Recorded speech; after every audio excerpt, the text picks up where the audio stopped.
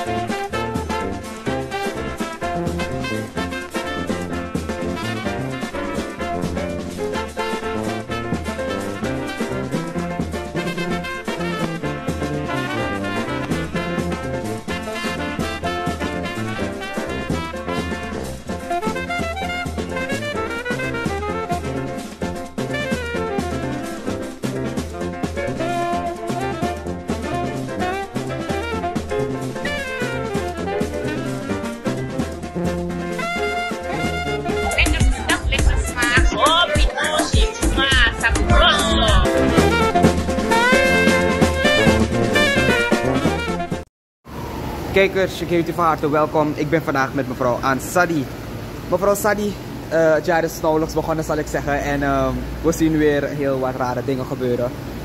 Hoe staat het met de government take? Ja, het jaar is om. We zijn nu bijna de eerste maand, zitten al in de derde week. En ik vind toch alert van u dat die kwestie government take door u wordt gevolgd. En het kan niet anders, want ik heb alle processen met uw medium gedeeld, onder andere. En wanneer we nu kijken, we zijn al bij de derde week van januari. Ja, ik had nog gehoopt naar de laatste uiteenzetting van de minister van Financiën, waar hij aangaf dat hij toegeeft dat de exacte informatie voor de instellingstrekking niet is gegeven. En dat hij natuurlijk alles aan doet om het alsnog naar DNA te sturen. Maar we zijn weer 3 weken verder. Het maakt me moedeloos, maar ik geef het niet op. Omdat ik antwoord moet krijgen per amonide. En in een veel eerdere interview had ik ook aangegeven, eigenlijk vertrapt de minister de contabiliteitswet. Die transparantie. Hoe moeten wij tegenaan kijken? En een minister van Financiën, waar ik eerder aan geef, is het meest minister waarin ik teleurgesteld ben. En iedere keer geef ik hem het voordeel van het twijfel. Maar we zijn 3 weken verder in het nieuwe jaar. En ik heb nog niets gezien in DNA. Ik blijf zeggen, de amonide. Blijf zeggen, contabiliteitswet is vertrapt. Ik hoop dat, behalve uw medium, alle andere burgers het ook opnemen. Want ik kijk uit naar de begrotingsbehandeling 2025. Wat we al binnen en ik in zaken heb genomen en wachten op de behandeling, belooft voor mij niet veel goeds. Uiteindelijk zou ik zeggen, zijn het maar fictieve cijfers. Want het strookt niet met de uitvoering, met de realiteit. Maar nogmaals, er is natuurlijk een voorstel, of tenminste een ander ingediend over de begrotingbehandeling. Ik heb het nog niet echt bekeken of er verschillen zijn. Maar wanneer er een heleboel zaken, kijken we nu naar het beleid op sociale zaken. Het beleid op onderwijs. Het beleid op RO. Dan vraag je af, jij kan nu geen antwoord geven over die 3 miljard. Die normaal pikje bij AMO niet deed. Maar zie de cijfers daar. Dat het helemaal, ja. Ik nam het op voor de vakministeries, ja, die hun werk niet kunnen uitvoeren. En de laatste keer had ik u aangegeven, mijn bezorgdheid is het ministerie van Binnenlandse Zaken. Dat is het sprankeltje, enige sprankeltje hoop van het volk om werkelijk die verandering in dienst te brengen 2025. Ja, op 25 mei. En Dit moet ik ook tussendoor meegeven. Vorige week, als ik dan even doorga, ik neem aan dat uw vraag over de government mijn tape duidelijk is. Jawel. Nog geen antwoord. Pe paisa. Money.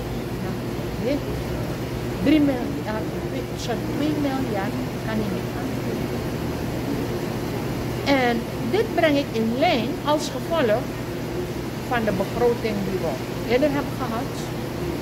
Dat ik pleit voor de vakministeries. Maar weet u, eigenlijk deze komende 3 maanden dat we nog hebben. Wat gaan ze doen? Mensen contacten geven om werken te geven. Wanneer ik ook een uitnodiging heb van OB, werken daar op weg naar zee, werken over een brug en noem maar op. 3 maanden voor de verkiezing denk ik niet dat het verstandig is om gigantische contracten te sluiten. En als je niet oppast dat het burgercontracten worden. En gelden weer uit leningen worden genomen. Maakt niet uit welke regeringsverschil. Ik wil even bij OW blijven. Komen weinig. Het is trist daarop zorgen. Toen het droge tijd was, had ik vaker aangegeven, wordt er gekrapt. En als er gekrapt wordt, die gaten moeten weer opgevuld worden. Met een degelijk materiaal. Wat krijg je nu? Kort, afgelopen weekend is het gekrapt, de regen komt, nog meer ellende voor de mensen van zorg. Dus soms vraag je af, hoe werkt men? Echt, als kip zonder kop. Ik heb begrepen van de DC dat de mensen van het ministerie van Ros in staking zijn. Ik heb nog niet kunnen natrekken vanuit de minister. Ik hoop dat er straks een openbare vergadering plaatsvindt. Dat ik die vraag kan stellen, ja. En blijven op die van ministeries. Ik verlies hoop, ik hoop alleen maar niet, dat in deze resterende 3 maanden gigantische contracten worden getekend en de komende regering ermee gaat zitten. Kijken we naar het beleid op sociale zaken, ik krijg huilende mensen hier, waar hun kaarten verlegd worden, hun pinpas vervallen. Uiteraard zegt de bank, het is het ministerie van Sociale Zaken die zeg maar opdracht heeft, het is vervallen en het wordt verlengd. Maar dat mens wordt gestuurd iedere keer weer terug in de wereld. Ik heb hier de minister van Sociale Zaken persoonlijk gevraagd, minister, wat moet met deze vervallen? Ja, die moet naar boven.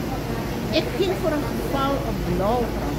Blijkt dat alle dependants daar is opgedoemd, iedereen moet naar het Nederlands werken. Dat bedoel ik nou, het groot verschil, zowel bij de dienstverlenende sector, kijken we naar VGB, alle dependanties, allemaal ook naar de staat. Kijken we naar volksgezondheid, het sluiten van al die polyklinieken bij de randdistricten. Kijken we nu naar het geval van sociale zaken. Blauwgrond is een heel groot grotere soort, een van de grotere soorten van Paramaribo. Alles wordt nu gestuurd naar Nederlands weg. En ik zal u zeggen, jammer de koeien naar niet gesproken.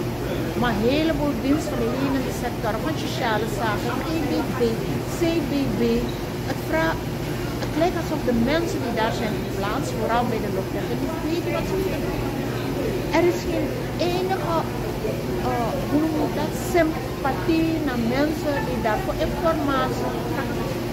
Helemaal niet. Het lijkt alsof alles is gaan. Ja.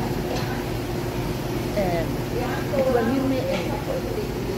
Ik moet de Surinamers om geen hoop te verliezen. 2025 laten we de change brengen en die wegen bewezen.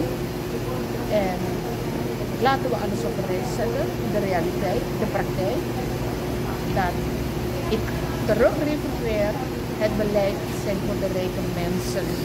Een kleine groep, roze club, kleine groep, friends en family. Maar doorzee Surinamers huilen. Als een moeder die een kind met hoge koorts van de ene naar de andere EHBO te horen krijgt dat het ziekenhuis geen antibiotica heeft. Waar hou je? En nog vele problemen, bekende maatschappelijk werkster, zo noem ik haar. Mevrouw Melkers is om te huilen. Dus kortom bij deze, sprankeltje hoop dat het volk heeft naar 2025. Laten we James. Dank. Dankjewel kijkers, dat was mevrouw Ansadi. Dankjewel voor het kijken.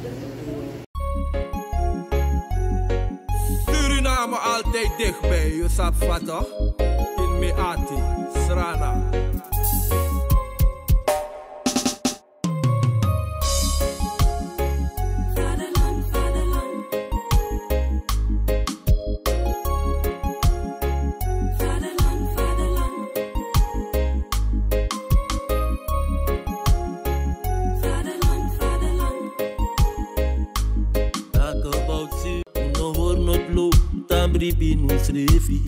Una de West-Ranamang.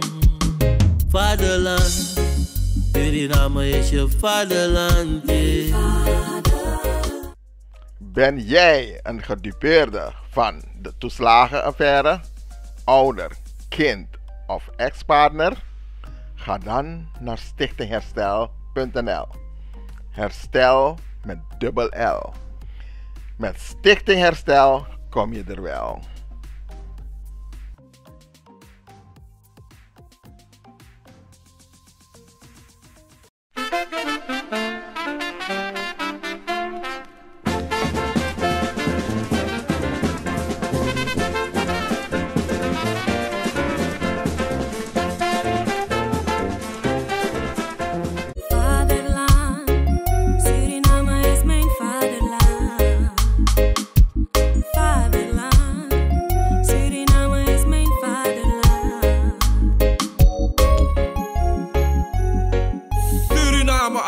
Dichtbij, je sapt wat toch? In Meati, Srana.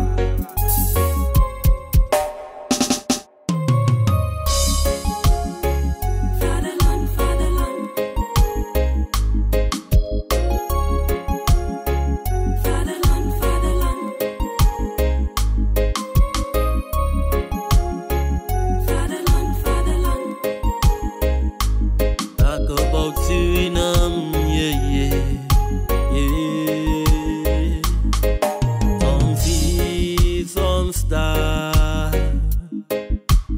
Blijf Suriname, misa fetigi mama Srana. Was de eer van de vader, vaderland. Suriname is mijn vaderland, yeah. Vaderland. www.kulturu.com for the generation them.